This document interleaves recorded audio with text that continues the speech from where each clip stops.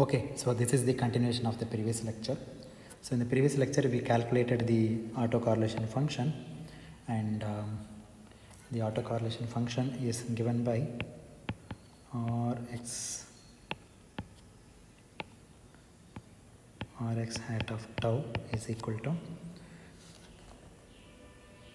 1 over t summation of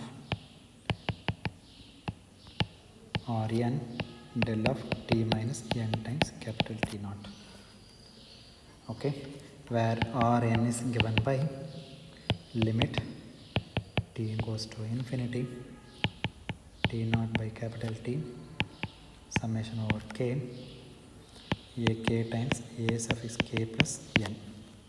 Okay, so this is what we have obtained in the previous lecture, and this is going to be the autocorrelation function. Now our object is to calculate the spectral properties of the line codes. So we need to go to the frequency domain. So how do we go from the time domain to frequency domain? Simply by taking the Fourier transform of this autocorrelation function. So let me denote the Rx hat of tau Fourier transform as s suffix x of omega. Okay, therefore s suffix x of omega is equal to 1 by t summation of this del of t minus n into t naught. If you take Fourier transform of this, remaining all are constant, 1 by t is constant, summation is independent of your integration, right? So r suffix n, and this del of t minus n t naught, if you take the Fourier transform of impulse, shifted impulse, then it is going to be e to the minus j omega n t suffix 0. This is my power spectral density. So we can also use the fact that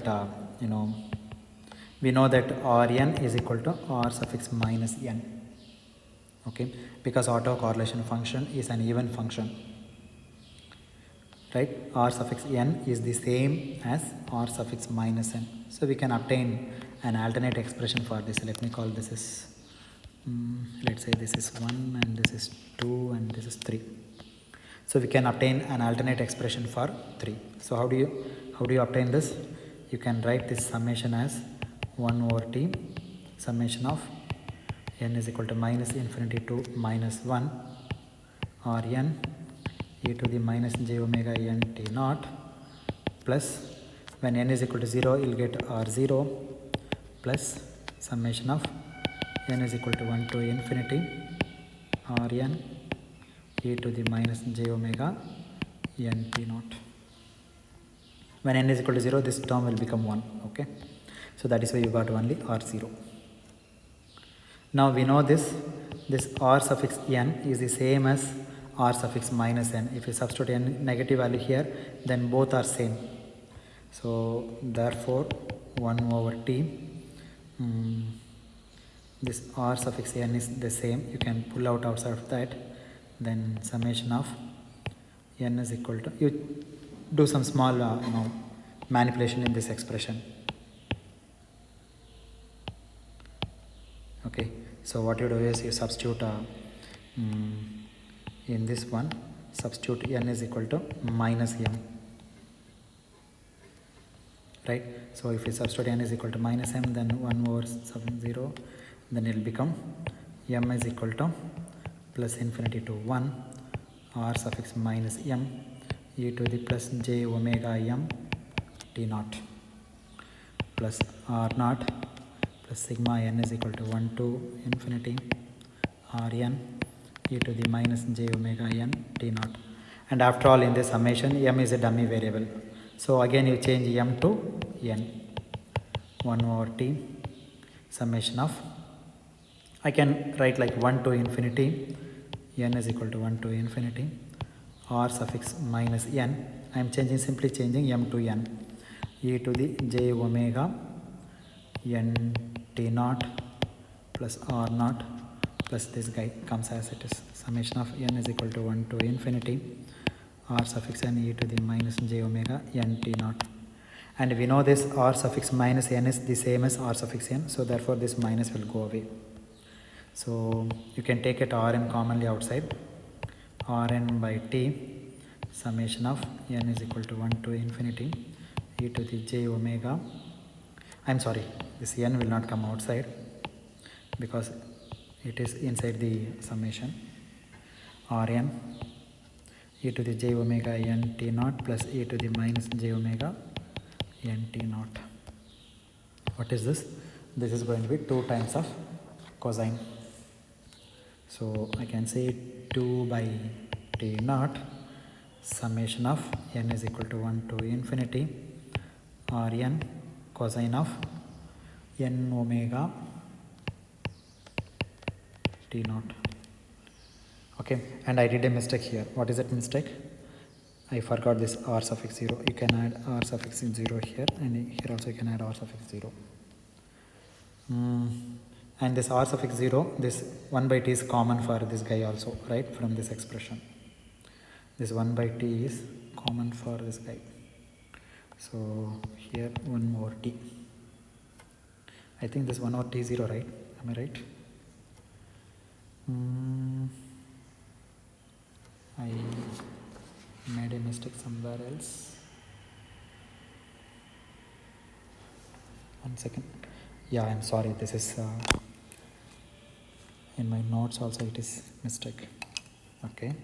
So this is t0 and here also t0. Okay. What did I do in the previous lecture? I did correctly, I don't know.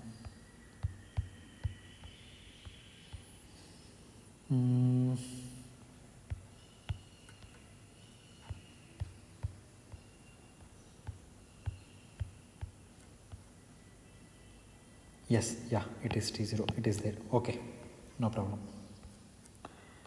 Okay, so this is t0, yeah, this is correct. This is correct. Then, okay, so here this is t0 and here also in the denominator t0 and here also this t0 comes.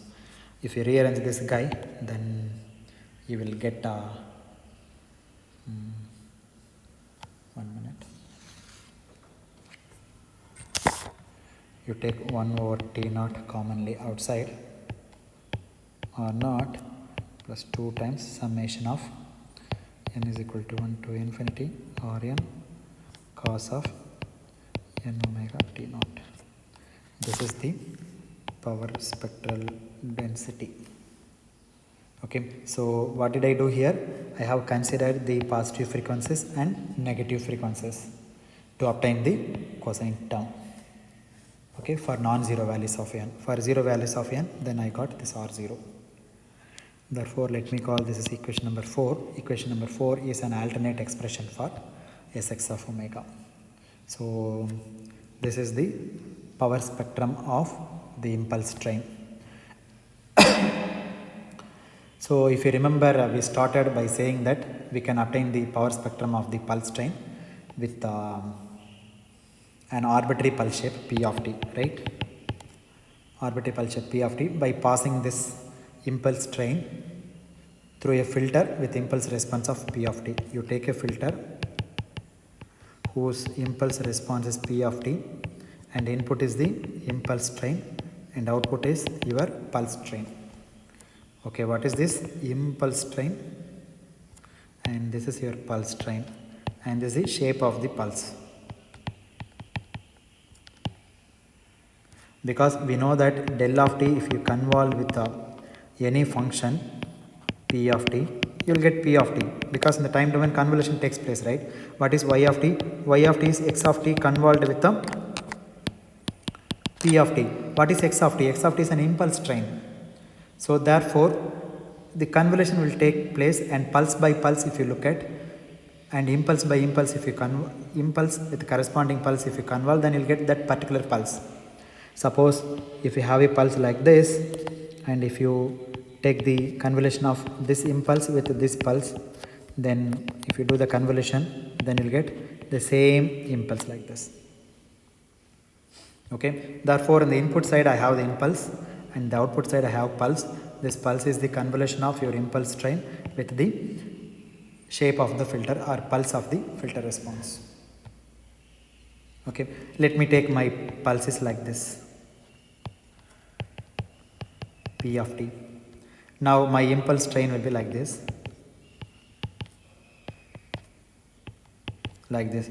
Then what do you think the output will be? Here you will be having the pulse train like this, and the pulse train like this, and like this.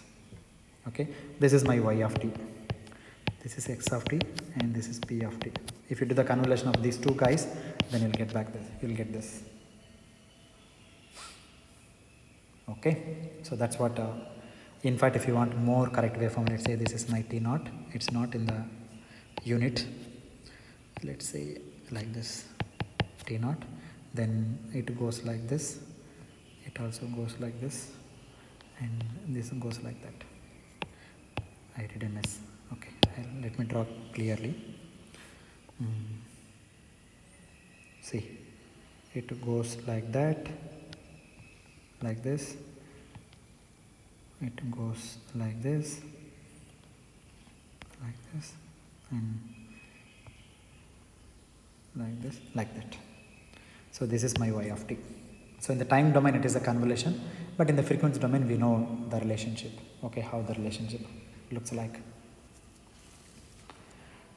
Okay, so p of t, x of t, this is my y of t. If you take the autocorrelation function of x of t, you will get Rx of tau, and take Fourier transform, you will get Sx of omega, and this becomes P of omega, and this becomes S suffix y of omega. Why are we taking autocorrelation function and then Fourier transform? Because the function is random. If it is deterministic, straight away you can take Fourier transform of x of t and you will get x of omega. But this x of t is random, so that is why we are taking autocorrelation function.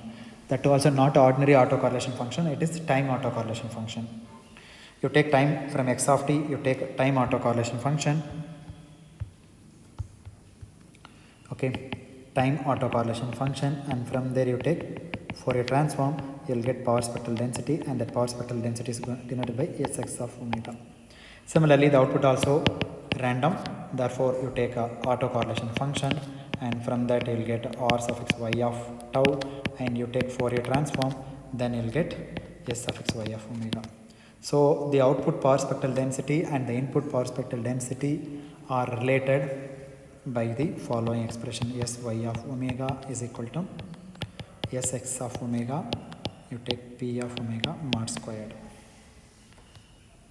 And just now we calculated Sx of omega, you can substitute here.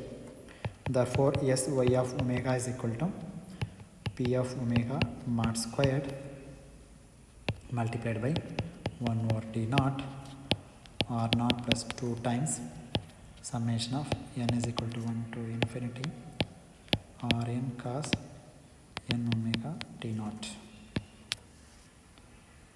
Okay, so let me call this as equation number 5, and this is a general result for our output power spectral density. Okay, as I said earlier, the pulse shape can be anything, it could be any arbitrary shape. So let me take, this is my arbitrary shape like this, my P of t, or I could have P of t like this, or I could have P of t like this, whatever the thing I can take it. Let me take, this is my pulse shape, this is the pulse shape in the interval from 0 to t naught, and then we get a pulse sequence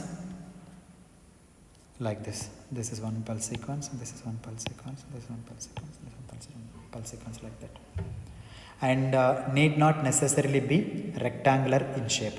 Okay, so need not necessarily rectangular shape, but what we want is that P of t should be limited to the interval 0 to t naught. It should not go beyond t naught. But as we will see later, in reality we do use pulse in data communication, which may not necessarily be limited to the basic data rate interval for reasons which will become clear soon enough as we go along. For the moment, we will impose the pulse is located between 0 to t naught. Okay, so we will impose that condition and consider line codes with this property from 0 to t naught. Okay, now what we will do next is take up various line coding schemes which we use and see what kind of spectral properties they may have or derive important or useful information about them. Okay, now let us take on-off signaling scheme. Okay, on-off signaling. There is another name for on-off signaling, that is unipolar code. We will consider unipolar code and then see what we can derive from that. Okay, therefore let's take the class of unipolar signaling schemes which we have agreed earlier not be a very good thing to do. Okay, this unipolar code has so many drawbacks, like it has DC wandering and wasting of power, right? Wasting of power because of this DC wandering, because of the DC component attenuation is more, and then synchronization problem, detection problem, so many problems we faced. Let us see now. So we will now see that from a number of points of view, that is, so we have already been discussing. Okay, we look at them again, and but we will start by looking at the spectrum of a class of unipolar pulse trains. Okay, previous lectures we have looked at in intuitively from the time domain perspective, but now look at in the frequency domain perspective. And this class of on-off pulse trains is typically known by the name of, this unipolar code is known by the name of on-off signaling, because when you are transmitting 1, you transmit a finite energy like this. When you transmit 0, you transmit 0 voltage. Then again when you want transmit, you transmit 1. For logic 0, you transmit 0 voltage. For logic 1, you transmit 1 volt or 5 volt like this. Therefore, for logic 1, the pulse is on. For logic 0, the pulse is off. Therefore, this is called on-off signaling. On means you are applying, you are sending, let's say, plus 5 volt or plus 1 volt for logic 1. And off means you are sending 0 volt for logic 0 or bit 0.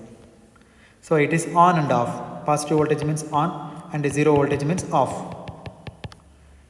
Therefore, this is also called on-off signaling, because you are transmitting 1, that is you are transmitting a finite energy, that is a finite amplitude level, okay, which may have some arbitrary duration.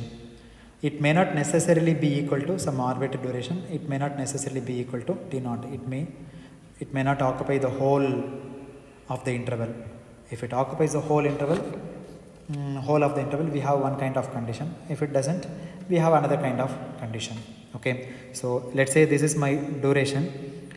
I may send the whole duration like this on, or I can partially on like this and off rest of the duration. Okay, or I can on this much time and off this much time.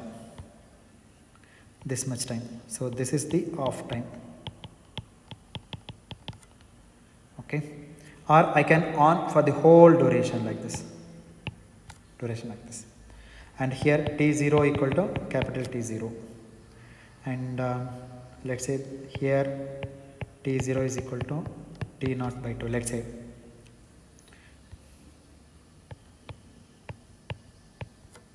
And this width is T0. Okay, and in this case T0 is equal to 3 T0 by 2 or something like that. No. 2 T0 by 3. 2 times T0 by 3. Like that. You can design. Therefore, 1 is positive amplitude and 0 volt. Okay. This positive amplitude may have duration equal to capital T0 or less than capital T0. Okay, when it has a duration equal to T0, we get a situation like this. When it is equal to less than T0, you will get a situation like this. Okay, so in fact, this is the most, general name of, non-return to 0, because it is I mean, it is written to 0, but we will say we will classify under the category of non-written to 0. That is, if your pulse duration is taken to be equal to t naught during a 1, we are not returning to 0 level, right? This is called return to 0, non-return to 0. Why? Because the whole duration you are staying in the positive voltage. In this whole duration, you are not returning to 0. Okay.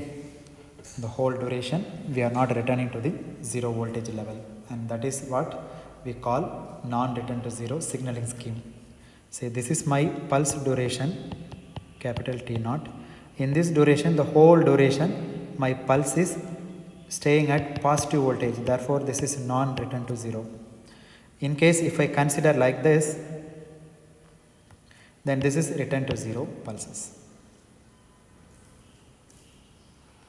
Okay, in this case your T naught is less than capital T, even during logic 1. Okay, this is for logic 1, and this is my on time small t sub 0 is less than capital T sub 0. Here this is equal to capital T sub 0. Okay, in this case you are at the 0 level for part of the interval. Okay, part of the interval T suffix 0. Therefore, this is called the return to 0 signaling, and this is non-return to 0 signaling. Okay, and this is unipolar signaling scheme. So, the important point is, if T0 equal to capital T0, your on time is equal to your pulse duration, then you will get non-return to 0. If T0 is less than capital T0, you will get a return to 0. Okay, and this is the general definition of non-return to 0, and this is the general definition of return to 0. Okay, we will consider both of these under the class of on-off signaling. Now remember, we have taken for our analysis the interval from minus t by t sub 0 to 2 plus t sub 0 by 2, and then of course you make this t sub 0 to go to infinity. Sorry, this is t, I am sorry, not t sub 0, only t by 2 and plus t by 2 as t to go to infinity. So let's first try to understand what kind of properties we will get for a sequences of unipolar pulses in this interval minus t by 2 to plus t by 2. First of all, how many pulses you are likely to get in this interval if t is sufficiently large? Number of pulses in this interval that you will see is of the order of t by capital T naught. How do you get this figure? The total duration is capital T naught, and each pulse has the width of how much? T naught. Therefore, T over T naught, this is the number of pulses. Number of pulses in the interval T, capital T. Okay, that is a new pulse is coming in every T naught seconds at the data rate. Therefore, number of pulses is equal to T by T sub 0. So approximately we will get T by T sub 0 pulses, and if T is sufficiently large, and if you assume that ones and zeros are equally likely, so next assumption is ones and zeros are equally likely, then we go and calculate the autocorrelation function and the power spectrum of what? Unipolar codes. But the important thing to note here is that your power spectrum depends not only on the pulse shape but also on the specific sequence of AKs that are being used to transmit via those pulse shapes. So the strength AK of these impulses also have a bearing on the spectrum. Okay, so if you go to the power spectral density, I forgot to tell you that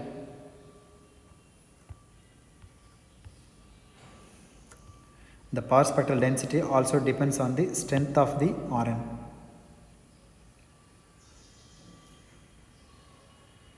Okay, this Rn is a very important fact that one should remember.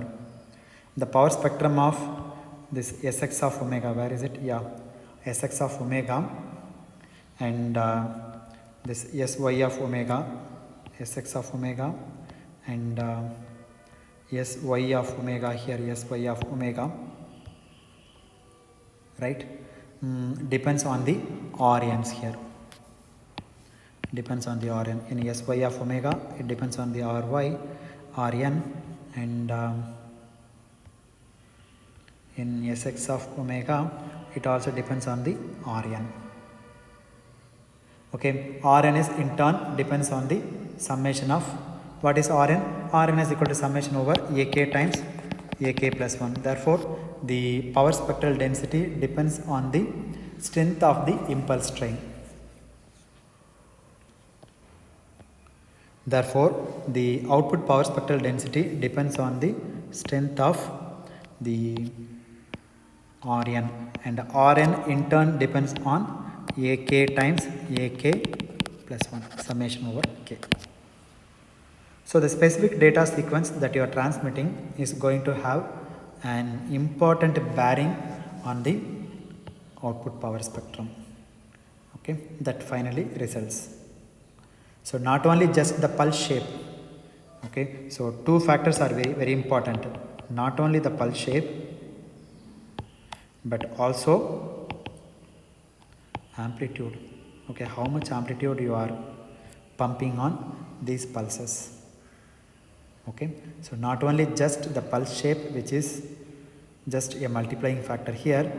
Of course, the pulse shape has a very important role to play. That is the shape of P of omega, because here you are multiplying by P of omega, right? If you look at the expression, the transform of your pulse shape, Fourier transform of your pulse shape P of t. So this P of t is also important. Not only this P of omega, but also this guy R suffix n. R suffix n in turn depends on Ak multiplied by Ak plus 1 or Ak plus n. Sorry, n. Okay, so this is Ak plus n. Therefore, your output power spectral density depends on the shape, pulse shape or shape of the pulse, and also the amplitude of the pulse. Okay, the pulse shape is very important, but equally important thing is the role of R suffix n. That is why we have to consider what kind of AKs we are talking about. Okay, that's why I have got a model for AKs that we will use in our calculations of the power spectrum. So that is the one of the assumptions we will make, is ones and zeros are equally likely. But sometimes you'll get long string of ones and sometimes you'll get long string of zeros. Then how can I say equally likely, right? When you say ones and zeros are equally likely, that means it should get 1 should followed by 0, 0 should followed by 1, 1 should followed by 0, 1, 0, 1, 0 like this. But sometimes you'll get 1, 1, 1, sometimes you'll get 0, 0, 0 like this, or you'll get 1, 1, 1 like this, 1, 0 like that. Then we tend to take a particular kind of sequence of strength pattern like AK plus 1 like that. Then we can't assume this equally likely, right? We said ones and zeros are equally likely. But how can you justify this condition or this statement? Okay, because the data is random. But in general, if you observe over a long long interval, and if you count number of ones and number of zeros, then in some sense they are equal. Okay, if you take or observe the data sequence over a large period or long interval of time, you are likely to see as many ones having occurred as number of zeros. Within this you can have infinite set of sequences. So it is hardly imposing any restriction. Even though the bits are coming like 1 1 or 0 0 0 like that, it hardly imposes any restriction. It is only talking about the fact that your source of data is balanced in ones and zeros. So since we are talking of averaging of AK multiplied by AK plus 1 over K, it is going to become a sequence independent. It is going to sequence independent. That means they are equally likely. Okay, averaging interval is sufficiently large under certain conditions. Strictly speaking, what we are saying is like, true. That is, we may have long sequence of zeros and 1 0 1 0 like this, long sequence of ones. This is strictly speaking true, but statistically, if you look at over a sufficiently large period of time, then they are equally likely. So we can assume the statement equally likely. I mean, we can assume that the source is ergodic, in which case, even if you compute for a specific sequence, in case if you are calculating Rn for a specific sequence, but you can use it for a general sequence, not an issue. Okay, in which case, even if you compute for a specific sequence, if the averaging interval is sufficiently large, you can assume it to be more or less this is representative of the power spectrum for any sequence, even though you take some specific sequence, but you can use this for any sequence because of zeros and ones are equally likely. Therefore, we can assume that the source is ergodic. You can replace the ensemble averages with the time averages. That's the whole motivation for talking of time autocorrelation function, right? Otherwise, we have to do slightly different kinds of treatment. So we can also do an alternative treatment in which we can do a statistical averaging rather than time average. In this analysis, we took time average. Okay. If you are particular about sequence, then you can talk about statistical average. By and large, we will get similar results. But the time average is more convenient, so I did this calculation. Okay. If ones and zeros were not occur with equal probabilities, then this would have mattered. This would have not mattered. Even if ones and zeros are not occurred with equal probabilities, it does not affect the output expression. Yes, y of omega will not be affected. Will not be affected even if ones and zeros are not occurred with equal probabilities. Okay. Okay, it will affect what we are going to derive from this point onwards, because we are going to compute the value of Rn, and that computation for computing Rn we are going to assume ones and zeros are equally likely. But this is not derived on the assumption of ones and zeros are equally likely. Okay, so if you assume zeros and ones are equally likely, what we are saying is the value of AK is going to be 1 for approximately half the number of pulses that we are observing in the interval minus t by 2 to plus t by 2. Okay, so in this interval, let's say you have t by t naught pulses. In this t by t naught pulses, half of the time, okay, you are going to obtain one pulse, and half of the time you are going to observe 0. Half of the time means how many pulses? Half of these pulses. This is the number of pulses. In this, half of these pulses means t by t naught times 1 by 2 times I am going to observe bit 1, and t by t naught total number of pulses, half of the total number of pulses I am going to observe bit 0. Okay, therefore my AK is equal to 1 for t by 2 t naught pulses. My AK is equal to 0 bit 0 for half of the time, because this I am writing on the assumption of equally likely pulses. Okay, this I wrote and the assumption of ones and zeros occur equally likely.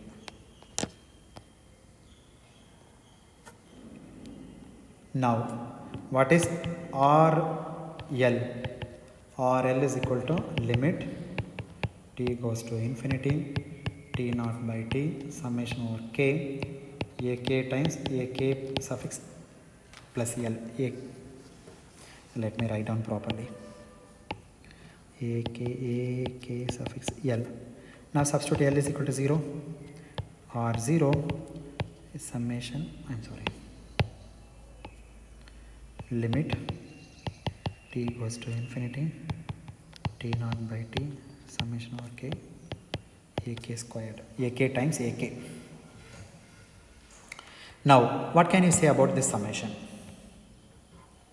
In the observation interval capital T that we are considering, which is large, and this ak is equal to 1, therefore ak squared is equal to 1,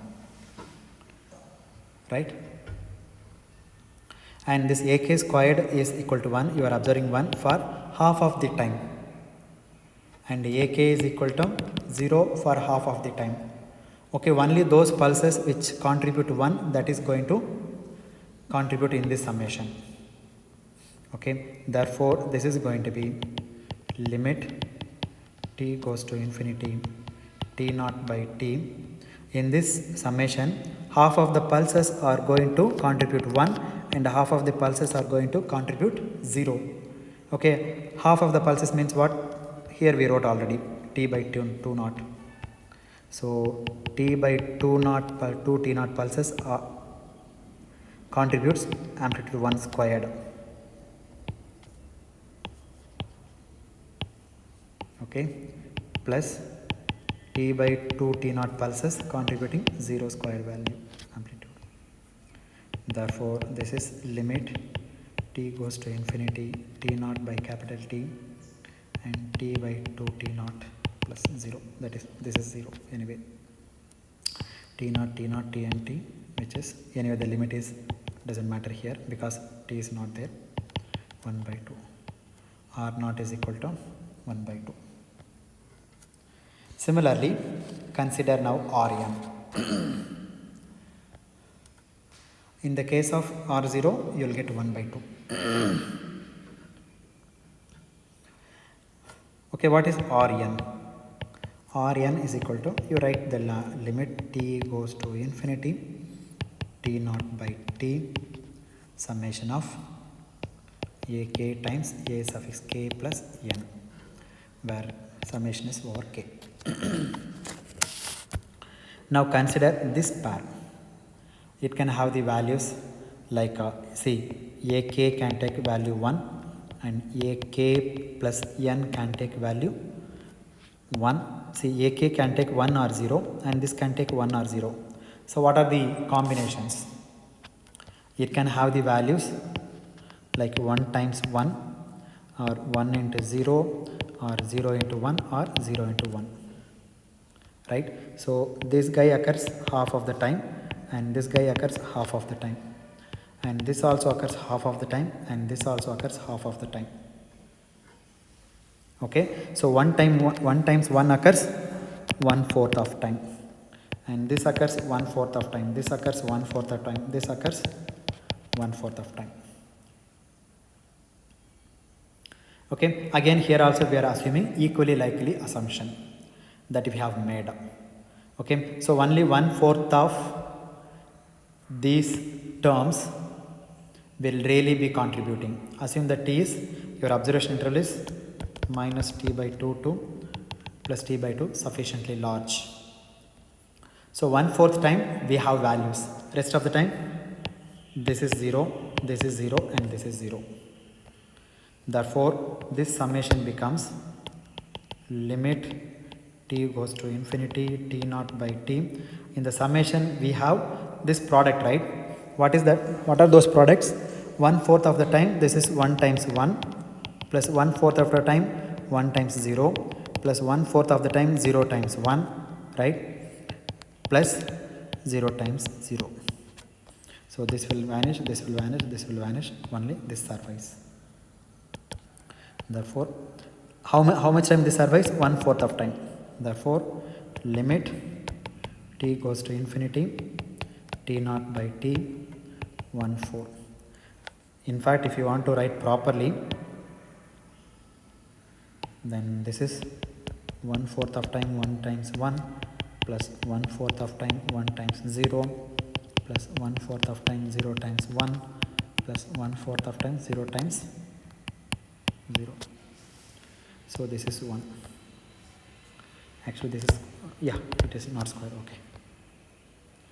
Okay, 1, in fact still I did a mistake. Okay, it is not 1/4 of the pulses. How many pulses? 1/4 of the total number of pulses. I did a mistake, I am sorry. So I know the result, but straight away I wrote the answer, but let me write down properly. How many pulses? T by, okay, totally I have t by t number of pulses, and this occurs 1/4 of the time.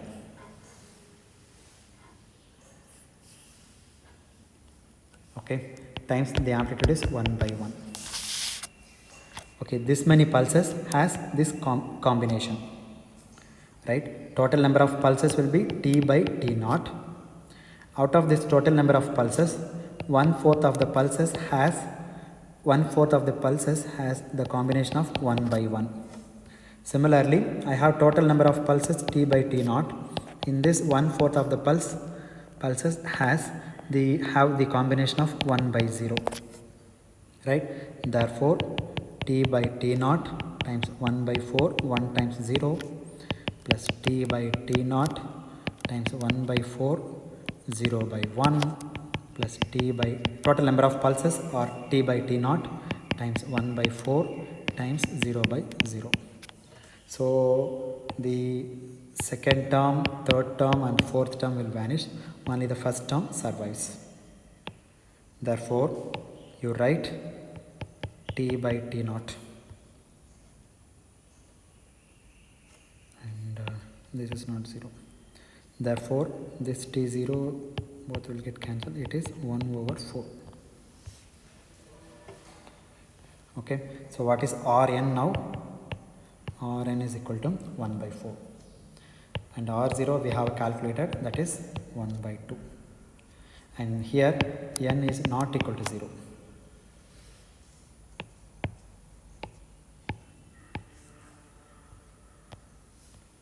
Now substitute this value for the expression Sx of omega. What is your Sx of omega?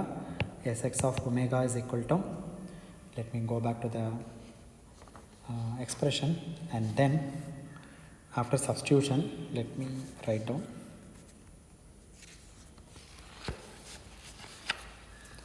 Where is it? Your Sx of omega is R0 plus 2 times summation of n is equal to 1 to infinity Rn cos of n omega t naught, not omega naught. Okay, the whole thing is multiplied by 1 by t naught, right? Now we know the R0 value and we know the Rn value. What is R0 value? 1 by 2 1 by t naught plus 2 times summation of n is equal to 1 to infinity, sorry, this is 1 by 4 cos of n omega t naught, like this. Now rearrange this. 1 over what did I do? Okay, let me write down 1 by 2 t naught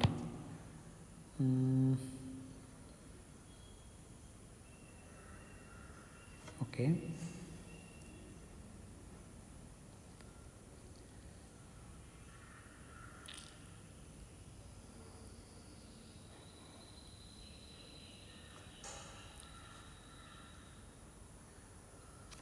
okay, so let me take the not simplified expression. 1 second.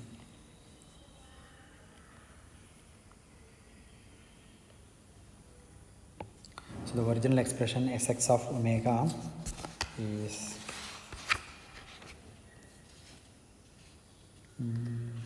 where is it?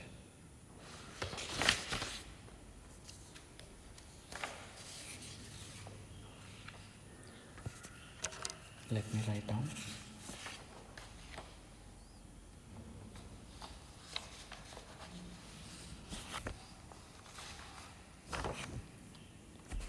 Okay.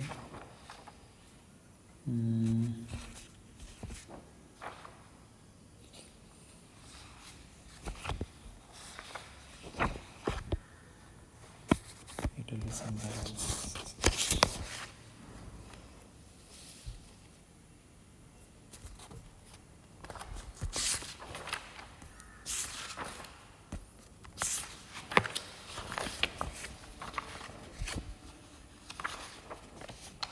Oh my god, I lost my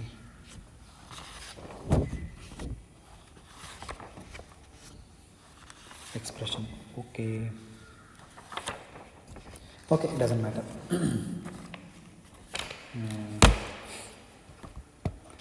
Okay, so Sx of omega, if you don't combine the negative term and the positive term, then this is going to be R0 plus summation of n is equal to minus infinity to plus infinity Rn e to the minus jn omega t naught. This is what we got.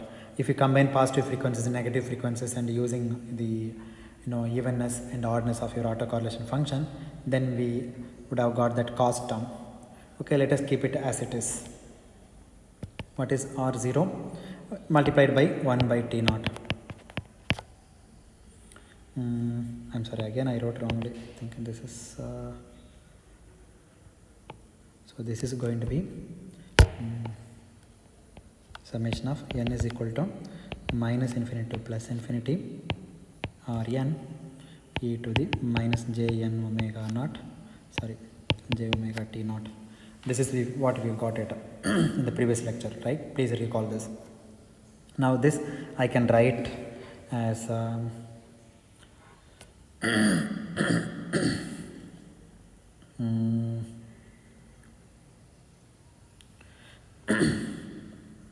what is Rn is equal to 1 by 4 when n is equal to n not equal to 0 and R0 equal to 1 by 2. Fine. Now let us manipulate this. Then this is going to be n is equal to minus infinity to minus 1 Rn e to the minus jn omega naught, j omega t naught plus R0 summation of n is equal to 1 to infinity Rn e to the minus jn omega t naught. I can write like this. Can I? Okay. Multiply by 1 over t naught. Now what is Rn value? Rn value is 1 by 4 and here also 1 by 4. Right? And this R naught is 1 by 2. This 1 by 2 I can write 1 by 4 plus 1 by 4. Therefore 1 over t naught multiplied by sigma n is equal to minus infinity to plus infinity Rn 1 by 4 e to the minus jn omega t naught plus this R naught has 1 by 2 that I can split 1 by 4 plus 1 by 4. Let me write down 1 by 4 here plus sigma n is equal to 1 to infinity 1 by 4 e to the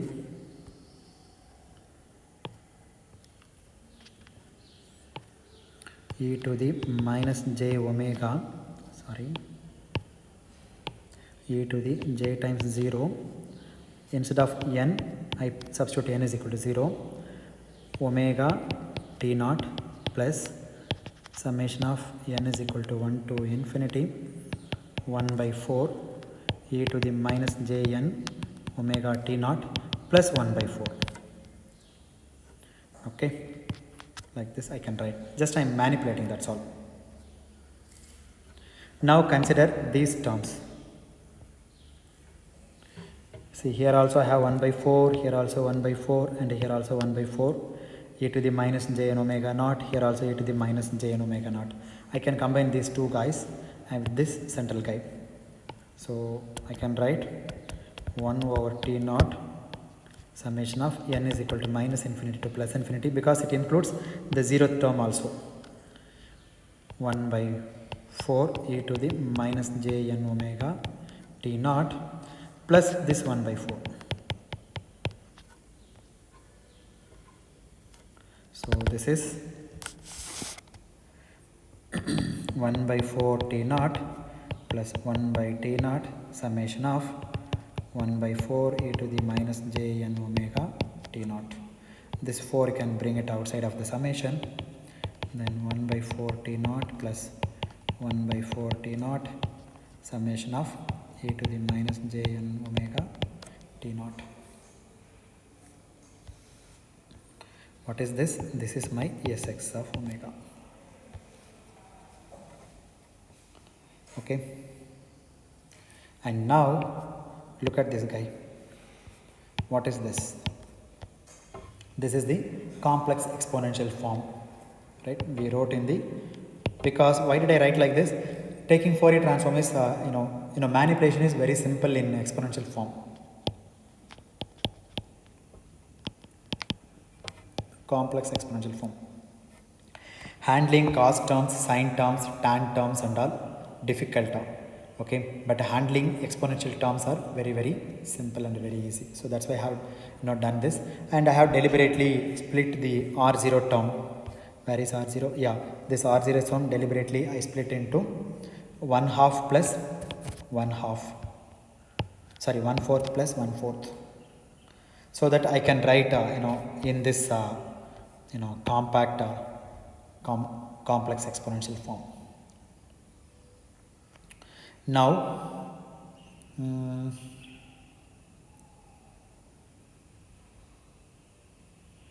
if you do some small manipulation, like if you do small things here, we can do something else, right? What can we do in this expression? You take the Fourier transform of this guy, n is equal to minus infinity to plus infinity. If you take Fourier transform, what will you get? Okay, so it's a small exercise. Okay, so we can prove this very easily, and this is known by the name of Poisson's sum formula. Poisson's sum formula. So if you take this portion alone, if you take this portion alone, if you take Fourier transform of that,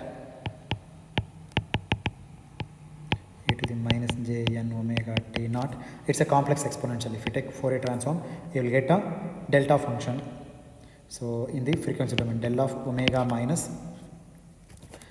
2 pi n by capital T naught, and then you will get not only one delta function, you will get n number of delta functions. It's a standard result from your Fourier transform. Please recall. Okay, go and study and come back. 2 pi by capital T naught. So this is standard result of Fourier transform. Recall the property. You take one Fourier transform, you will get del of omega. 2 pi times del of omega. Okay, recall this property. I don't know about this multiplication factor. Check it out. So this is the result. You will get it now. Therefore, this guy becomes Sx of omega is equal to 1 by 4 t naught plus 1 over 4 t naught times 2 pi by t naught summation of n is equal to minus infinity to plus infinity del of omega minus 2 pi n divided by capital T naught.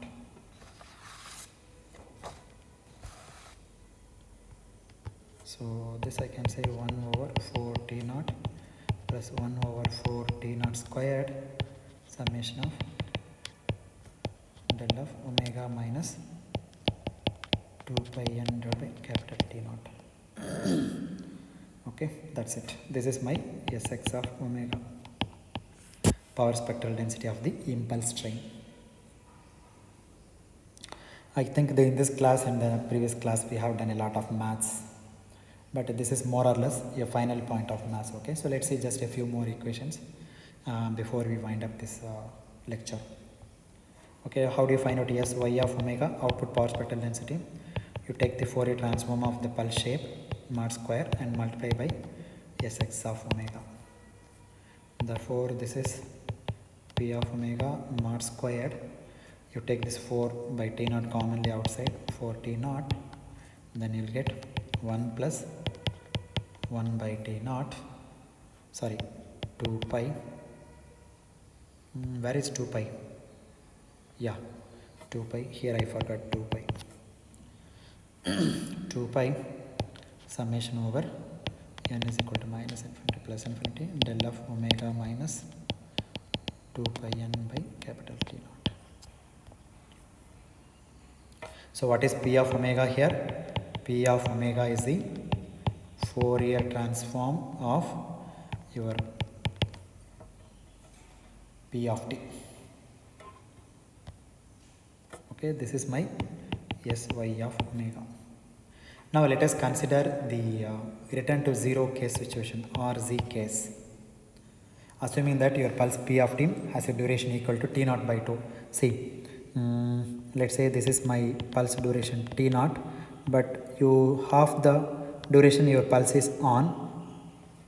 Your T naught is equal to capital T naught by 2 and half the duration it is off. And this is on.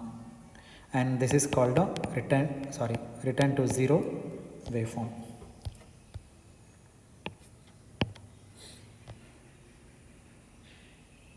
Okay, so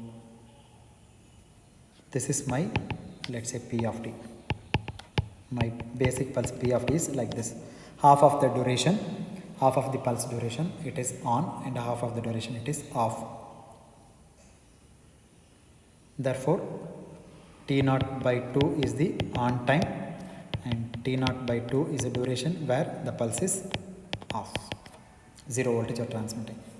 Therefore, return to 0 is you are considering a P of t the pulse, half width rectangular pulse. Why is it called half width pulse? Because half of the time it is on. Half width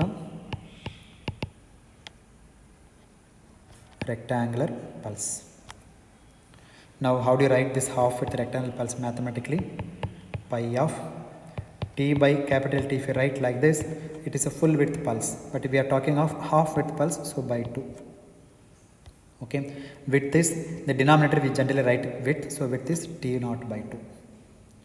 Okay, generally if you have a pulse like this, minus tau by 2 to plus tau by 2, then this guy is written as pi of t by tau, width of the pulse.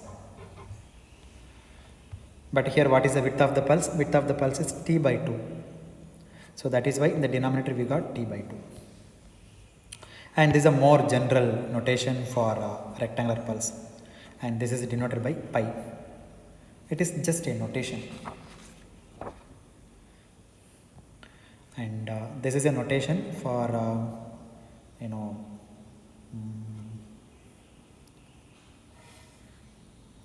let's say this kind of pulses, such a rectangular pulse.